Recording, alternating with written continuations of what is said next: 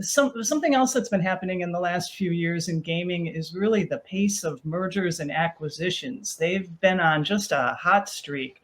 We've been watching companies seek to bring in-house the technologies and the expertise that they otherwise would have to get from third-party providers. And the rumor mills continue to buzz with more of these acquisitions on the highway or on the horizon. What are your thoughts on where all of this is going to lead? Are we going to see ourselves end up with a big 2 or 3 gaming companies? Well, I think consolidation is definitely an apparent trend. Has been the case since 2015, but since past, but it's been the news cycle has been shortened from about it used to be like 2 or 3 days. Now it's about 4 hours.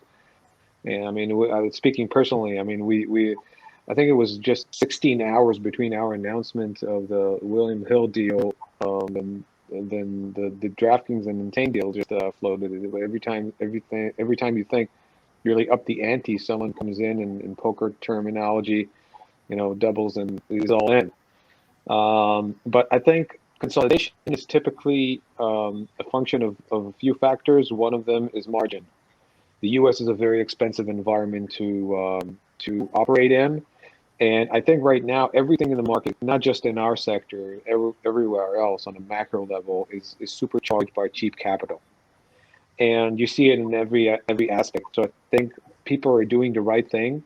They're bolstering up their war chest and putting as much cash on the balance sheet they can, but then they're expected to exercise or to apply that to growth.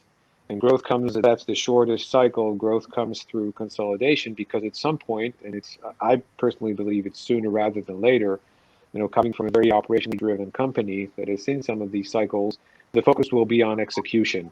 So you have two sectors, and it'll be interesting to see where we fall under. Whether it's the entertainment sector, where you have umbrella brands like Disney that house HBO and ABC and Disney itself and other brands such as Umbrella, but these are different products aimed for different consumers, or the tobacco industry where the margins and ever contracting margin is effectively driven into one or two operators that are actually behind most of the brands that you see in the marketplace, and the product's not really differentiated.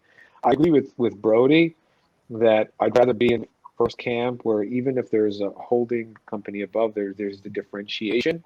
But I think the pace of consolidation is a function of margin pressure. I think the U.S. has demonstrated there's an insane race for growth right now. We are just coming off what is mostly a scale-driven acquisition. We understood that will be pivotal, although 888 was doing great, and we've grown 40, 50, 60% year on year through 2019, 20, and the first half of this year. But the market, I mean, the shareholders expect you to sustain that growth rate, so they expect you also to perform inorganically.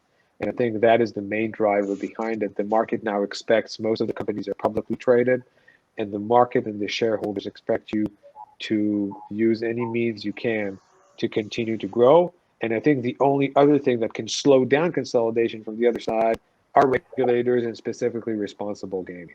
And you've touched upon that. Maybe talk about that later.